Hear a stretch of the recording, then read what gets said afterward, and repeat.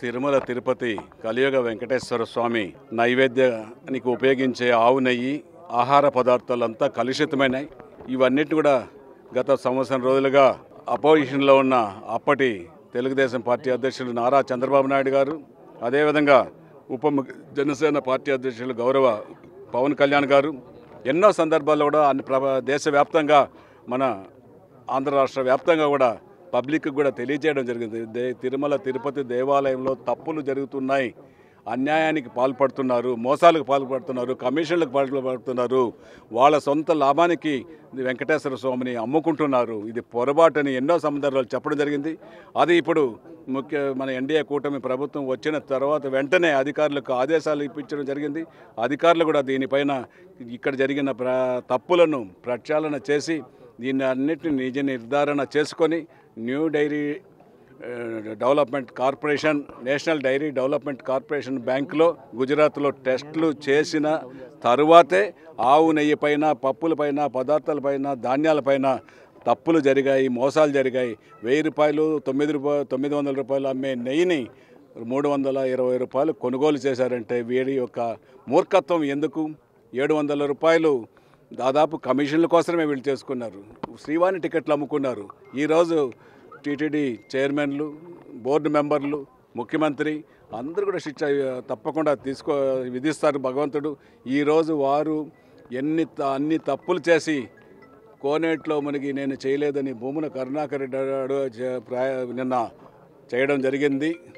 కొండపైన పోయేసి నేను తప్పు చేయలేదు గోవిందా నన్ను కాపాడు అంటున్నాడు. తప్పు చేయలేదు కాదు, నేను చేసిన తప్పులంతా కోనేట్లో మునిగేశాను, శుద్ధమైపోయింది. ఇంకా నేను ఎప్పుడు ఏ తప్పులు చేయను, నన్ను వదిలేసే స్వామి వెంకటేశ్వర స్వామి, నేను ఏదైనా చేసిన తప్పులంతా కాపాడు తండ్రి, నువ్వు ఒకడే ఉన్నావు, మాకు ఇంకెవరు లేరు. సిట్ అధికారులు ఆదేశించారు, వాళ్ళ దగ్గరికి పోతే మేము శిక్ష పడతాం, జైలుకి పోతామని భయపడి ఆ యొక్క ప్రాయశ్చిత్తం కోరడానికి తిరుమల తిరుపతి వెంకటేశ్వర కుటుంబ సమేతంగా పోయాడు తప్ప ఆయన చేసిన తప్పులను చేయలేదనేసి కూడా ఈ సందర్భంగా మీ అందరికీ తెలియజేస్తున్నా. మన ఉప ముఖ్యమంత్రి గారు కూడా రావడం జరుగుతుంది. అన్ని వివరాలు తొందరలోనే మీకు తెలియజేస్తాం. రేపు ఎల్లుంటిలో ఇంకా టెంటేటివ్గా వచ్చినాయి. ఇప్పుడు 30వ తేదీ తిరుపతి నగరములంతా కూడా, తిరుపతి నగరంలో కూడా ఎన్నో తప్పులు చేశాడు. టీడీఆర్ బండ్లలో 1000 కోట్లు సంపాదించాడు, గంజాయి వ్యాపారాలు చేశాడు, మాస్టర్ ప్లాన్లో రోడ్లు వేసి అన్ని బిల్డింగ్లంతా కొట్టేశాడు. వాడికంతా టీడీఆర్ బాండ్లు ఇస్తామని అవి ఇవ్వలేదు. ప్రజల్ని మోసం చేశాడు.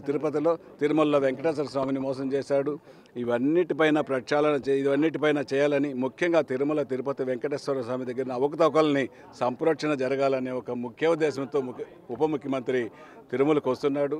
ఇది సంరక్షణ జరుగుతోంది. ఆయన దీక్ష పెట్టాడు. 30వ తేదీ దీపారాధన చేయాలనేసి నగరవాసులకంతా కూడా మేము జనసేన అధ్యక్షులు పవన్ కళ్యాణ్ గారు ఆదేశించారు. ఖచ్చితంగా దీపాలు వెలిగించి, క్యాండిల్స్ వెలిగించి మేమంతా కూడా తిరుపతి నగరంలో శాంతిని నెలకొల్పాలి. చేసిన తప్పులను ఎవరైతే తప్పు చేశారో వాళ్ళకి శిక్షలు పడాలనేసి కూడా మేము కోరుకోవడం జరుగుతుంది. అదేవిధంగా 1వ తేదీ నమో నారాయణ మంత్రాన్ని కూడా తిరుమల అంతా కూడా ఒక మారుమ్రోగించడం జరుగుతుంది.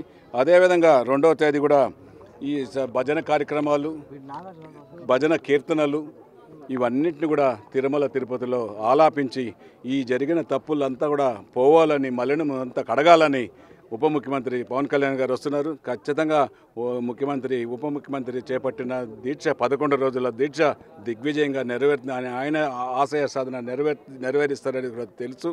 ఇది అన్నయ్య మెగాస్టార్ చిరంజీవి గారు ప్రాతినిధ్యం వహించిన తిరుపతి మహానగరం.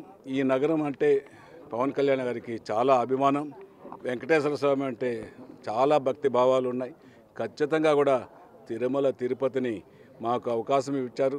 ఖచ్చితంగా పవన్ కళ్యాణ్ గారు, చంద్రబాబు గారు ఆశయాలను కొనసాగిస్తాననేసి కూడా ఈ సందర్భంగా తెలియజేస్తున్నాను.